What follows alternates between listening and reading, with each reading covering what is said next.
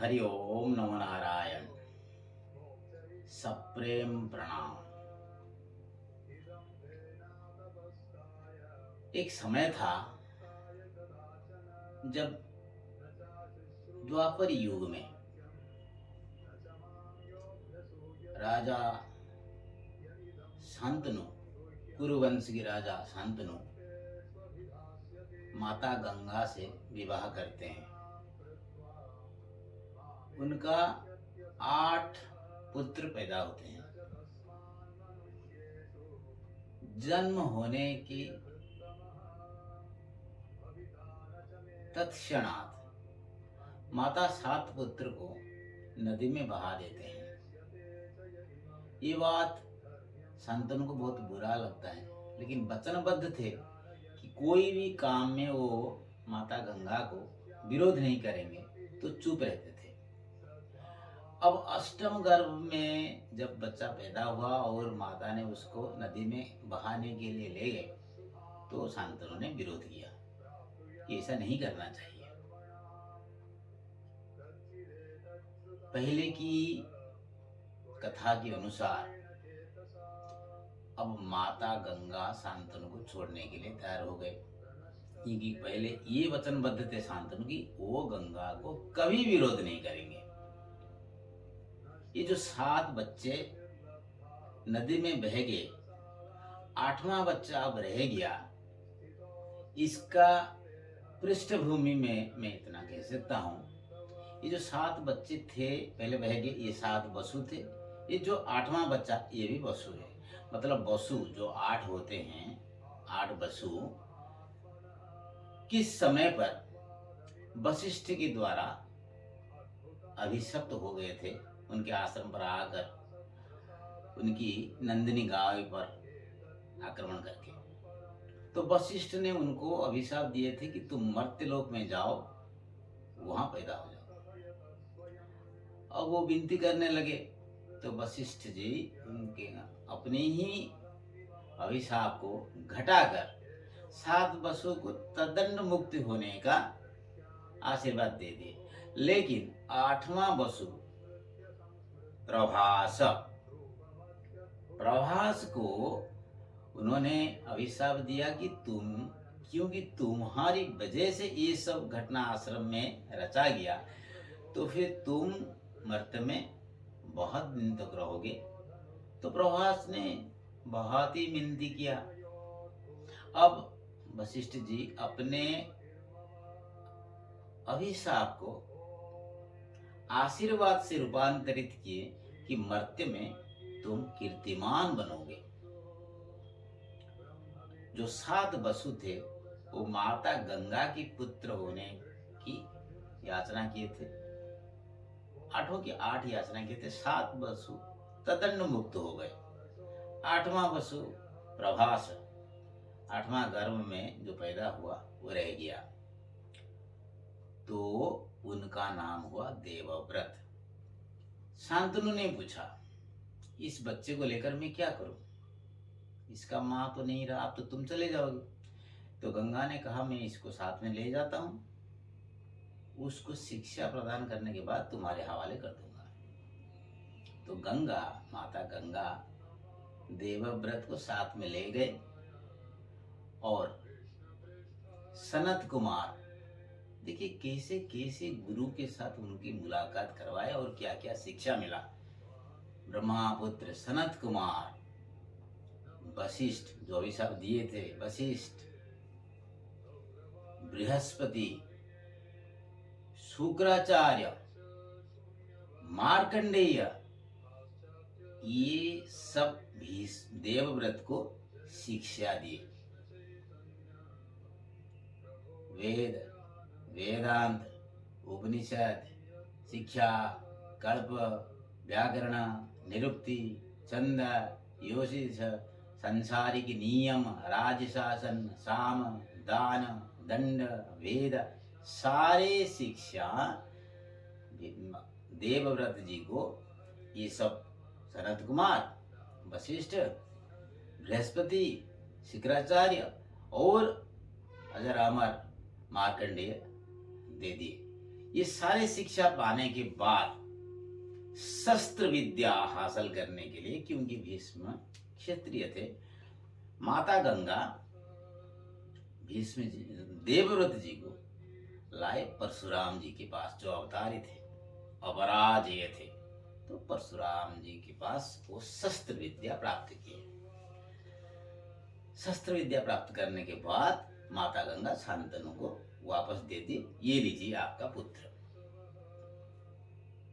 अब ये चलता रहा, देवव्रत धीरे धीरे बड़ा होने लगे। दूसरा किस्सा आता है कहानी में, सत्यवती आ जाते हैं, शांतनु उनके प्रेम में फंस जाते हैं, विवाह नहीं हो पाता है, क्योंकि सत्यवती के पिता दास राजा वो कहता है कि मेरा बेटी अगर जाएगी तो उसके पुत्र तो सिंहासन आरोहण नहीं कर पाएगा।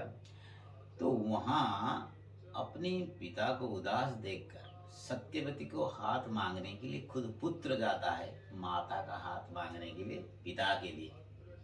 क्या परंपरा है हमारा, देखिए, पिता पुत्र का संपर्क।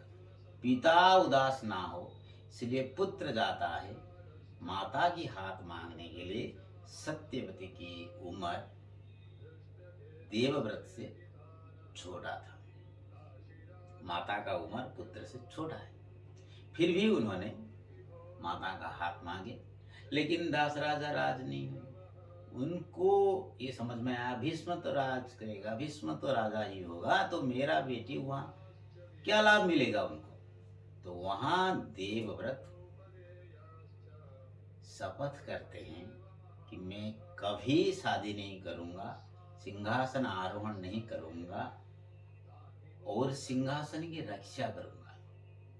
ये शपथ इतना घोर था, इस शपथ की वजह से देवव्रत का नाम हो जाता है भीष्म। भीष्म का अर्थ भयंकर, भयानक। ना ऐसा शपथ पहले हुआ था ना होगा।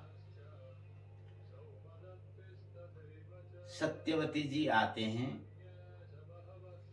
शांतनु के साथ उनका 3 बच्चे पैदा होते हैं।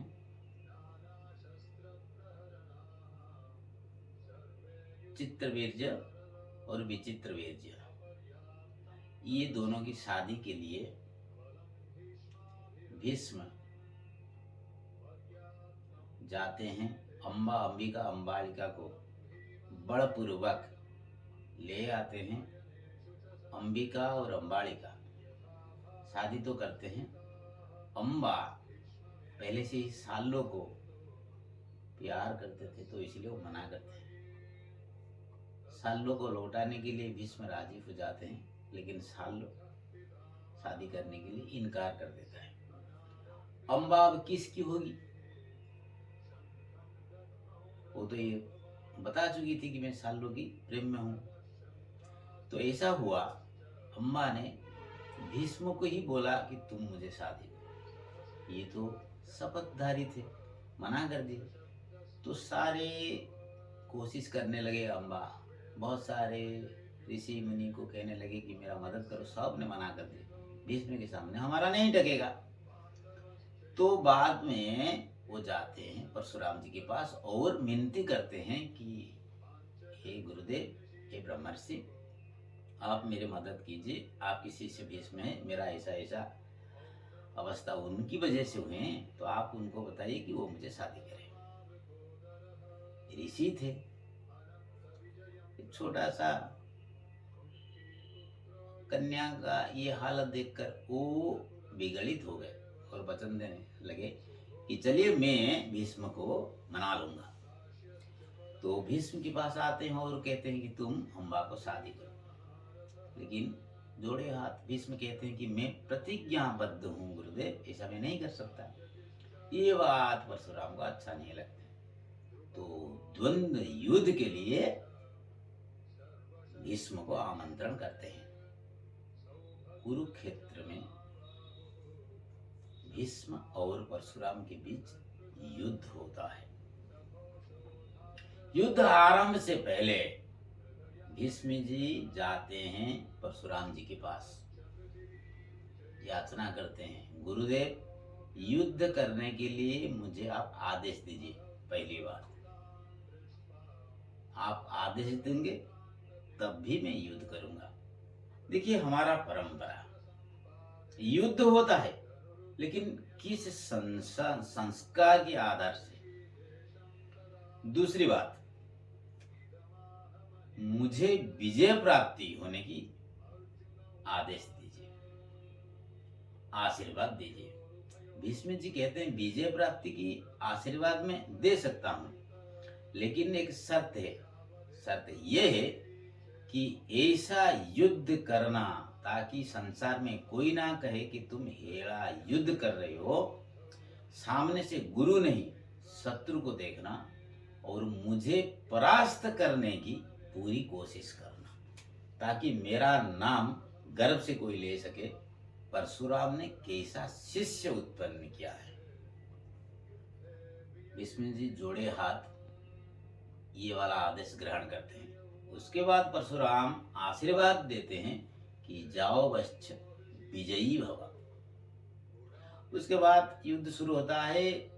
भीष्म जी रथ पर थे, परशुराम जी रथ पर नहीं थे। तो फिर भीष्म जी कहते हैं आप तो रथ पर नहीं है, मैं कैसे युद्ध कर सकता हूँ। तो परशुराम उनको बताते हैं कि अपना अंतः दृष्टि में देखो मैं कहाँ हूँ।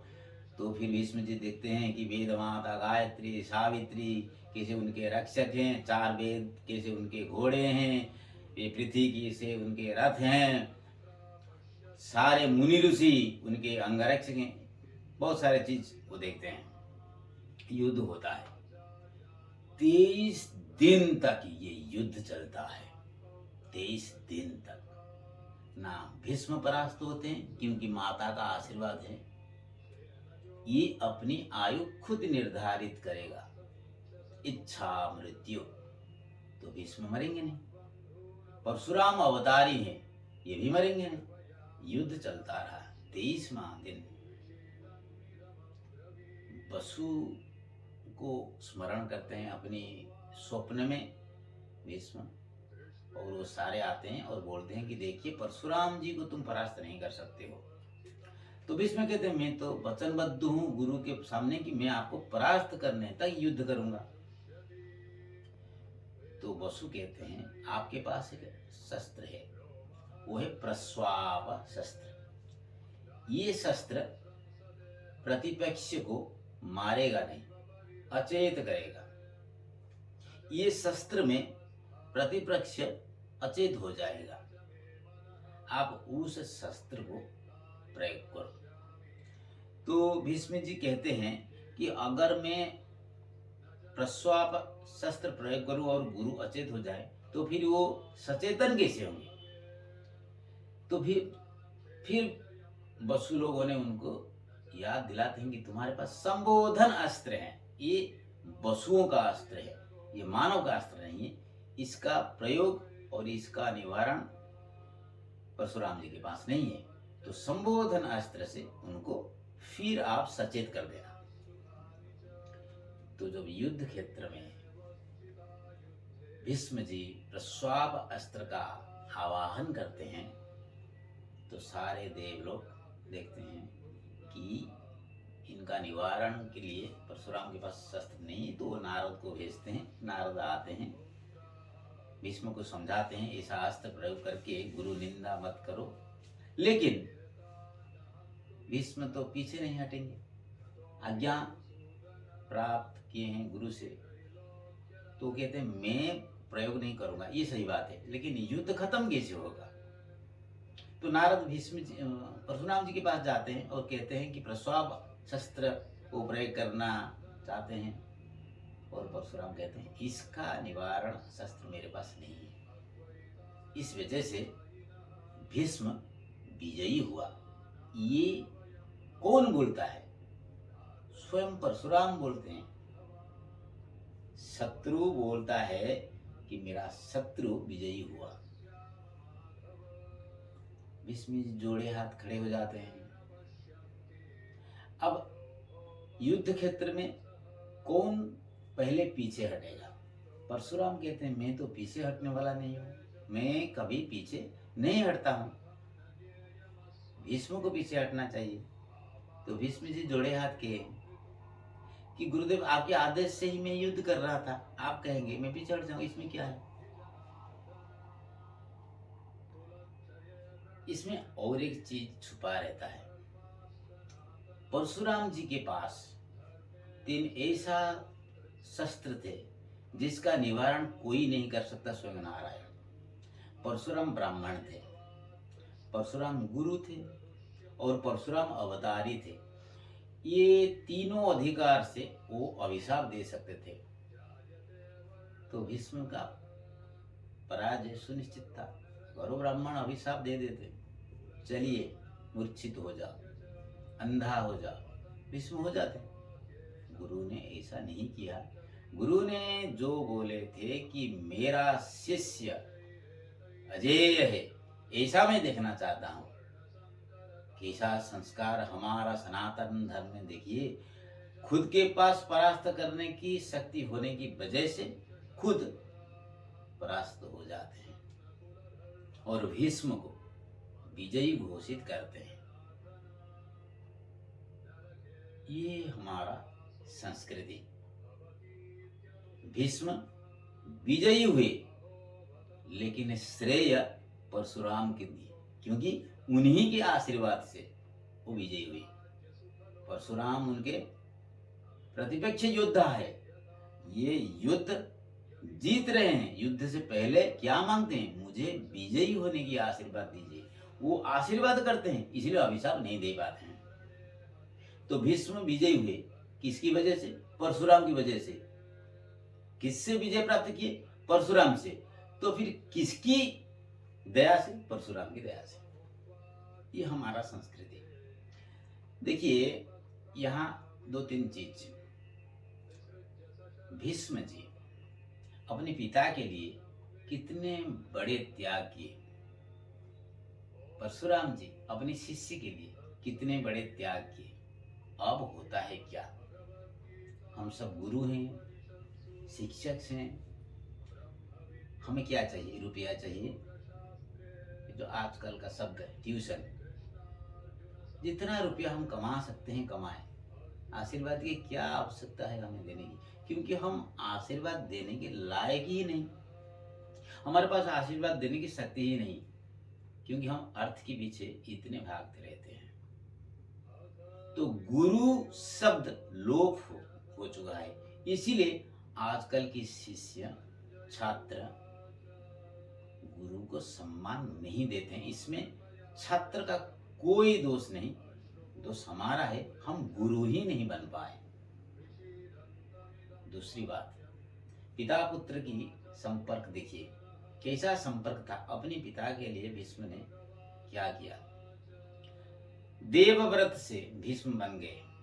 अब हमारा आजकल क्या होता है, शांतनु आशीर्वाद दे रहे थे पुत्र को, गुरु पिता समान वो आशीर्वाद दे रहे थे, विजयी भवा। किसके ऊपर? मेरे ऊपर। हमारे परिवार में क्या होता है, हम आशीर्वाद नहीं देते हैं। कौन आशीर्वाद देता है? बोल सकता है आज के जमाने में कि मेरे पुत्र और मेरे पुत्री को मैंने आशीर्वाद दिया है। नहीं, हम कहते रहते हैं पढ़ाई करो, नौकरी करो, रुपया कमाओ, हमारी देखभाल करो, मकान बनाओ, अमेरिका में जगह खरीदो, वहाँ जर्मन में जाकर इंजीनियर बनो, हम ताकि हम पड़ोसन को बता सकें हमारे बेटे जर्मन में इंजीनियर है, खुद दरवाजा बंद के करके रोते रहेंगे। पुत्र हमारे बात नहीं सुनते हैं। छोटे से छोटे बच्चे, चौथे पांचवें छठे क्लास के बच्चे भी आजकल हमारे बात नहीं सुनते हैं। इसका वजह ये है, हमारा त्याग नहीं है, हम भोगी हैं। तब था ब्लेसिंग्स, अब है बिजनेस। मैं इतना खर्चा कर रहा हूँ। कोई भी पिता को पूछिए, वो हमेशा कहता रहता है अपने बच्चे को, मैं तुम्हारे लिए 2 करोड़ का लोन किया हूँ, तुम्हारी जब डिलीवरी हुआ था तुम्हारा, तो मैं वो वाला हॉस्पिटल में इतने दिन उजागर था। माँ कहती रहती है कि मैं तुम्हारी वजह से नौकरी छोड़ दी, कितने रात उजागर रहे। गंगा ने ऐसे बोले थे, शांतनु ने ऐसे बोले थे, आशीर्वाद दिए थे। कोई भी पिता और माता अपनी हृदय में हाथ रखकर भगवान के नाम पर नहीं कह सकता कि मैं अपने बच्चे को आशीर्वाद देता हूँ। सब चाहते हैं बिजनेस, पैदा कर लिए, ये बुढ़ापे में हमारे काम आए, कितना रुपए कमाए। इसकी वजह से क्या होता है, सारी जिंदगी अविवाहित रहकर भीष्म ने राज्य का रक्षा किया, सिंहासन की रक्षा की, और वो भीष्म बन गए। हम क्या बने, भस्म हो गए। वो भीष्म हो गए, हम भस्म हो गए। इसका कारण समाज में अभी गुरु की कमी है, पिता की कमी है। संस्कार वहां से आ रहा था। देखिए, एक संस्कार मिला पिता से भीष्म को, संस्कार मिला गुरु से भीष्म को। तो भीष्म ने क्या किया, कुरुक्षेत्र में कभी प्रस्वाव अस्त्र प्रयोग किया अर्जुन के विरुद्ध? नहीं किया। खुद का मृत्यु का कारण खुद बने और जो अर्जुन को बता दिए कि मेरे सामने तुम शिखंडी को ले आओ, अंबा का अवतारी। संस्कार ऐसे आते हैं, रहते हैं। हम तो संस्कारी नहीं, हमारे बच्चे संस्कारी कैसे बनेंगे? छोटा सा किसी मकान बनाएंगे, करप्शन करेंगे, नौकरी के सिवा और बाकी सारे पैसे कैसे इकट्ठे करेंगे, रात को 2 बजे हमारा पासबुक देखेंगे। कितने गार्डियंस कह सकते हैं कि उनके बच्चे कौन सी क्लास में पढ़ रहे हैं? 70% गार्डियंस नहीं कह सकते। और कहते हैं तो क्या कहते हैं, मेरा बच्चा वो स्कूल में, वो बोर्डिंग में, ये वाला राजस्थान में, केरला में ये कर रहा है, नौकरी जर्मन में कर रहा है। तो फिर रात को 2 बजे रोते क्यों? भीष्म और नहीं बनेंगे, क्योंकि हम भीष्म के पूर्वज भस्म हो चुके हैं। भगवान करे, कृष्ण भगवान के आशीर्वाद से अगर ऐसा अवस्था फिर से बदल जाए तो समाज में बहुत सारे भीष्म आएंगे और सामाजिक श्रृंखला बजाय रहेगा। नमो नारायण। जय श्री कृष्ण।